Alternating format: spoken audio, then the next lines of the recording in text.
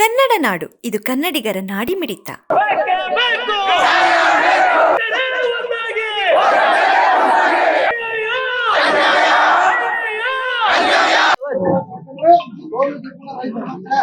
ಕೇರಳದಲ್ಲಿ ಪೊಲೀಸರು ಸಂಘರ್ಷ ಕೊಟ್ಟಿವೆ.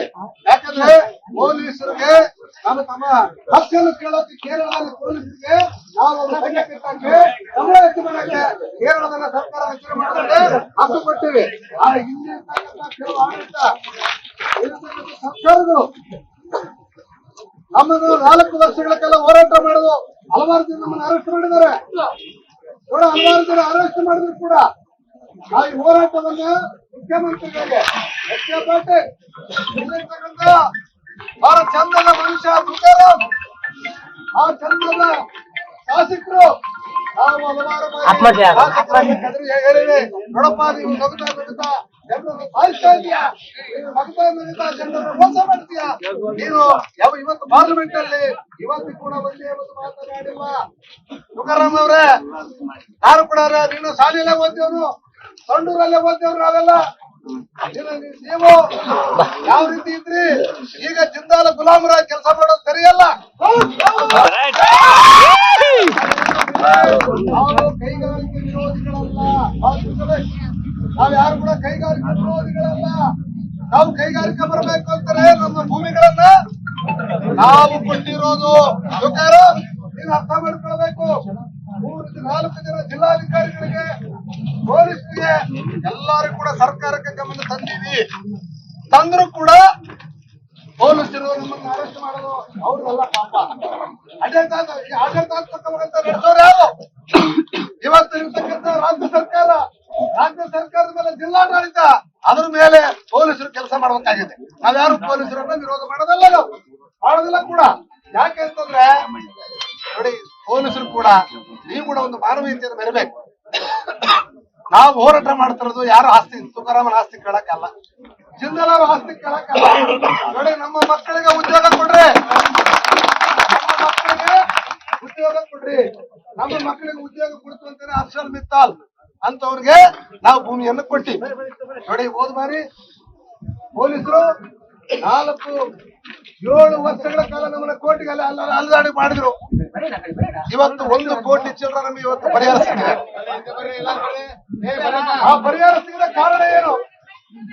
ಆ ಪರಿಹಾರ ಸಿಗೋದಕ್ಕೆ ನಾವು ಕಳೆದ 2012ರಲ್ಲಿ 13ರಿಂದ ನಮ್ಮನ್ನ ಪೊಲೀಸರು ಅರೆಸ್ಟ್ ಮಾಡಿ 7 ವರ್ಷಗಳ ಕಾಲ ಪೊಲೀಸರು ನಮ್ಮನ್ನ ಕೋರ್ಟಿಗೆ ಅಲ್ಲಾಡಿದ್ರು. ಇವತ್ತು 1 ಕೋಟಿ ಚಿಲ್ಲರೆ ಸುಪ್ರೀಂ ಕೋರ್ಟ್ ತೀರ್ಮಾನ ಆಗಿದೆ.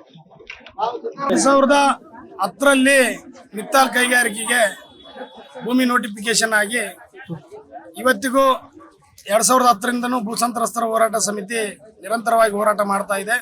ಮತ್ತು ಅದ್ರ ಭಾಗವಾಗಿ 2022 12ನೇ ತಿಂಗಳು 18ನೇ ತಾರೀಕಿನಿಂದ ಅನಿರ್ದಿಷ್ಟಾವಧಿ ಧರಣಿ ಮಾಡ್ತಾ ಇದ್ದೀವಿ. ಆ ವಿಷಯದ ಭಾಗವಾಗಿ ಉದ್ದೇಶಿತ ಕೈಗಾರಿಕೆಯಲ್ಲಿ ಯಾವುದೇ ಸಣ್ಣ ಕೈಗಾರಿಕೆಗಳಿಗೆ ಅವಕಾಶ ಮಾಡಿಕೊಡಬಾರ್ದು. ಆ ವಿಷಯದ ಭಾಗವಾಗಿ 3 ಪರಿಸರ ಆಲನಾ ಸಭೆಯನ್ನು ಬ್ರಾಹ್ಮಣಿ ಮತ್ತು ಮಿತ್ತಾಲ್ ಕೈಗಾರಿಕೆ ಇಲ್ಲಿ ನಡೆದಂತ 3 ಹಸಿಂದು ಪರಿಸರ ಆಲನಾ ಸಭೆಯನ್ನು ರೈತರು ಒಗ್ಗಟ್ಟಾಗಿ ಅದನ್ನ ವಿರೋಧಿಸಿದ್ದಾರೆ. ಆ ವಿಷಯದ ಭಾಗವಾಗಿ ಮಾನ್ಯ ಜಿಲ್ಲಾಡಳಿತ ಗಮನಕ್ಕೂ ಬಂದಿದೆ. ಅದಲ್ಲದೆ ಈಗೇನು ಸರ್ಕಾರ ಅಕ್ರಮವಾಗಿ ಉದ್ದೇಶಿತ ಕೈಗಾರಿಕೆಯಲ್ಲಿ ಜಿಂದಾಲ್ನ JFE ಎಲೆಕ್ಟ್ರಿಕಲ್ ಪ್ರೈವೇಟ್ ಲಿಮಿಟೆಡ್ ಕೈಗಾರಿಕೆಯನ್ನ ಆರಂಭಿಸಬೇಕಂತ ಏನಿದೆ ಅದನ್ನ ರೈತರು ತೀವ್ರವಾಗಿ ವಿರೋಧ ಮಾಡಿದ್ದಾರೆ. ಅದಲ್ಲದೆ ಮೊನ್ನೆ 5ನೇ ತಾರೀಕು 3ನೇ ತಿಂಗಳು 2026ರಂದು ನಾವು ರಸ್ತೆ ತಡೆ ಕಾರ್ಯಕ್ರಮಕ್ಕೆ ನಾವೆಲ್ಲ ಮಾನ್ಯ ಜಿಲ್ಲಾಡಳಿತ ಗಮನಕ್ಕೆ ತಂದಿದ್ವಿ. ಸರ್, ಇವತ್ತು ಅದನ್ನ ಏನು ಜಿಂದಾಲ್ ಕೈಗಾರಿಕೆಗೆ ಮಣ್ಣನ್ನು ಶಾಂಪ್ಲಿಂಗ್ ತಗೊಂಡು ಹೋಗ್ಬೇಕು. ಹಾಗಾಗಿ ನಾವು ಅಲ್ಲಿಗೆ ನಮಗೆ ಮಣ್ಣನ್ನು ಅವಕಾಶ ಮಾಡಿಕೊಡಿ ಅಂತ ಹೇಳಿದ್ದಾರೆ. ನಾವು ಉದ್ದೇಶಿತ ಕೈಗಾರಿಕೆಯಲ್ಲಿ ಯಾವುದೇ ಸಣ್ಣ ಕೈಗಾರಿಕೆ ಅವಕಾಶ ಮಾಡಿಕೊಡಬಾರ್ದು. ಇವೇನು 4ನೇ ತಾರೀಕು ಮಾನ್ಯ ಜಿಲ್ಲಾಡಳಿತ ನೋಟಿಸ್ ಕರೆದಿದೆ ನಮ್ಮ ಮಾತುಕತೆಗೆ. ಆ ಮಾತುಕತೆ ಆಗೋವರೆಗೂ ಸೂಕ್ತ ಭೂ ಬೆಲೆ ನ್ಯಾಯ ಸಿಗೋವರೆಗೂ ಇದೇನು ನೋಟಿಫಿಕೇಶನ್ ರದ್ದು ಮಾಡಿ ಹೊಸ ಭೂ ಬೆಲೆಗೆ ಅವಕಾಶ ಮಾಡಿಕೊಡ್ಬೇಕು, ಇಲ್ಲ ರೈತರನ್ನ ಕರೆದು ಮಾತುಕತೆ ಮಾಡ್ಬೇಕಂತ ಹೇಳ್ಬಿಟ್ಟು ಕರ್ನಾಟಕ ಪ್ರಾಂತ ರೈತ ಸಂಘ, CITU ಹಾಗೂ ಕನ್ನಡ ಪರ ಸಂಘಟನೆಗಳು ಭೂ ಸಂತ್ರಸ್ತರ ಹೋರಾಟ ಸಮಿತಿಗೆ ಬೆಂಬಲವಾಗಿ ನಿರಂತರವಾಗಿ ಹೋರಾಟ ಮಾಡ್ತಾ ಇದ್ದಾವೆ. ಅದನ್ನು ವಿರೋಧಿಸಿ ಇವತ್ತು ಪೊಲೀಸ್ ದಬ್ಬಾಳಿಕೆ ಮೂಲಕ ಸರ್ಕಾರಗಳು ರೈತರನ್ನು ಒಕ್ಕಲೆಬ್ಸ್ತಕ್ಕಂಥ ಕೆಲಸಗಳು ಮಾಡ್ತಾ ಇದ್ದಾವೆ. ಅದಕ್ಕೆ ನಾವು ವಿರೋಧ ಮಾಡ್ತಾ ಇದೀವಿ. ಮಾನ್ಯ ಸರ್ಕಾರ ಕೂಡಲೇ ನಮಗೆ ಸೂಕ್ತ ನ್ಯಾಯ ಕೊಡೋವರೆಗೂ ಯಾವುದೇ ಸಣ್ಣ ಕೈಗಾರಿಕೆಗೆ ಅವಕಾಶ ಮಾಡಿಕೊಡೋದಿಲ್ಲ ಅನ್ನೋದು ನಮ್ಮ ಭೂ ಸಂತ್ರಸ್ತರ ಬರೀ ಅರೆಸ್ಟು ವೈಕಂತು ಅಷ್ಟಕ್ಕೆ ಬೆಳೆಲ್ದಾಗ ಕರ್ಕೊಂಬಂದ್ರಲ್ಲ. ನಾವ್ ಯಾರನ್ನ ಕೊನೆ ಮಾಡಿದ್ವ, ಕೇಸ್ ಮಾಡಿದ್ವ, ನಾವ್ ಒಳಗ್ ಹಾಕೊಂಡು ನಾವೇ ಬರ್ಬೇಕಂಬದ್ ಏನ್ ನಿಂತ್ಕೊಂಡಿತ್ತು ಇಲ್ಲಿಗೆ. ಪೊಲೀಸರ್ದ ಜಾಸ್ತಿ ಆಗತ್ತ, ನಿನ್ನೆ ಕಮ್ಮಿ ಆಗಿತ್ತು, ಇವಾಗ ಜಾಸ್ತಿ ಆಗತ್ತ. ನಾವ್ ಒಳಗ್ ಹಾಕೊಂಡಾರ ಎಲ್ಲದೀವಿ, ನಾವ್ ಸಾಲಾರ ಎಲ್ಲಾಗಿವಿ, ನಷ್ಟ ಆದಾರ ಎಲ್ಲದೀವಿ. ನಾವು ಬೇಕು ಇಂಥದಕ್ಕೆ ನಾವು ಬೇಕಾಗಿಲ್ಲ.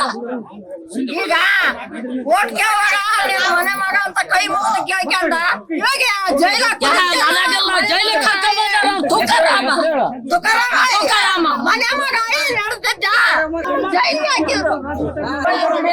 ಹೋಗಕ್ ದಾರಿಲ್ದಂಗ ಪೊಲೀಸರು ಜೀಪ್ನಾಗ ಹಾಕ್ಯಂಬಂದ್ರು. ಮಾಡಿಲ್ಲ, ಅಲ್ಲಿ ಹೋಗಿ ಕುಂದ್ರಕ್ ತಾಳೆ ನಿಲ್ದಂಗ ಹಾಕ್ಯಂಬಂದ್ಬಿಟ್ರು ಪೊಲೀಸರು. ಕೈ ಸಬ್ಸ್ಕ್ರೈಬ್ ಮಾಡಿಕೊಳ್ಳಲು ಕೂಡಲೇ ಪಕ್ಕದಲ್ಲಿ ಕಾಣುವ ಬೆಲ್ ಐಕಾನ್ ಕ್ಲಿಕ್ ಮಾಡಿ ನೋಟಿಫಿಕೇಶನ್ ಪಡೆಯಿರಿ.